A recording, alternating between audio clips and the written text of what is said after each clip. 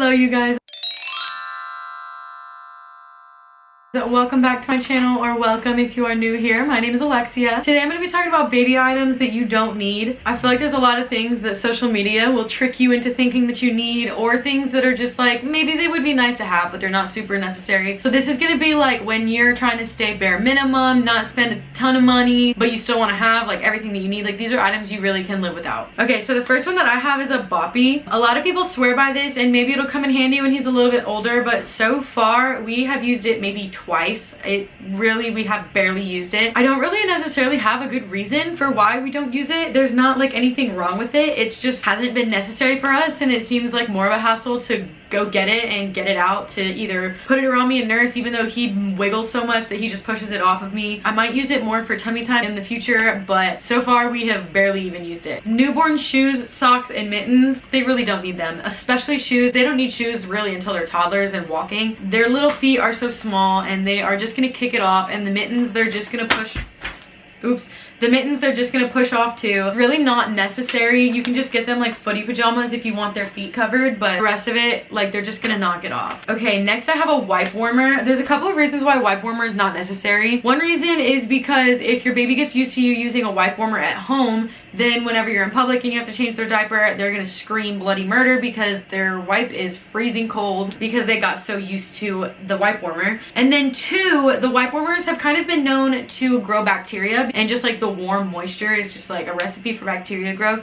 It just isn't necessary. Your baby will grow out of screaming for diaper changes. Like, they will get better about it. They will get used to it. Just be patient. Next I have baby powder. Baby powder is one of those things that we literally didn't even buy. I just figured that if I needed it I could buy it, and so far we're 3 months in and we haven't used it or needed it at all. So we have like a diaper rash cream, but we haven't had to use any baby powder, so it doesn't seem necessary to me. Next is a diaper genie. What I'm gonna say about this is we just have a regular trash can that doesn't even have a lid for the diapers in nursery, and we pretty much have diapers in any and all of our trash cans around the house. As long as you're changing the trash regularly, it's not gonna smell. So next I have a PPTP. Now this is more of a boy mom type of thing, but it is likely that your baby is going to fountain pee on you. That's just like kind of hard to avoid, but the PPTPs are super unnecessary. What you can do is a couple of things. You can either open the diaper and quickly shut it again and then wait for like 30 seconds for them to get any pee out, because the reason that they pee is because the air is cold and it like shocks them into peeing. So you can either open the diaper and then close it real quick and give them a minute to pee,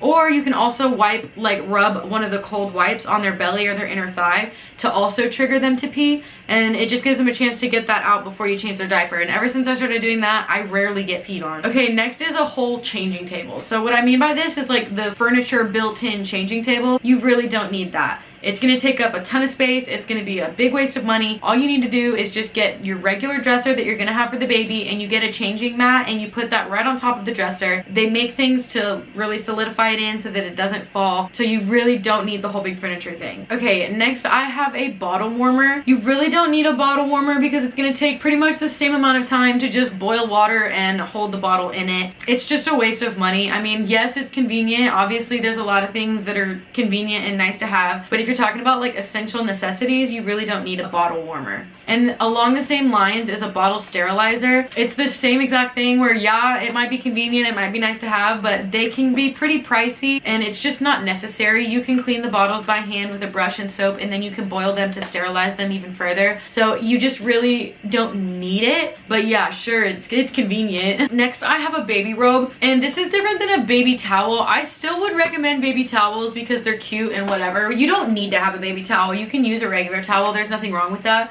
But when it comes to the actual like baby robes, you're really not going to use it, because for us, Bentley does not like getting out of the bath. He likes being in the bath, but he doesn't like getting out because it's cold. So that whole process pretty much happens as quickly as possible. So I wrap him up in the towel and then I dry him off, and I'm immediately trying to get him dressed. There's no time or reason for him to be in a robe. Some robes I guess might be okay because some of them are made with like a towel material, so you could maybe use that to dry them, but a lot of the ones that I see are just fuzzy and cozy, and they're not gonna wear it. Okay, the next thing is the car mirrors. I know you want to see your baby, I know, but they can be a hazard in a car accident if it's not made properly. They do make baby safe mirrors that aren't made out of glass. I don't know about those. Those might be a better option.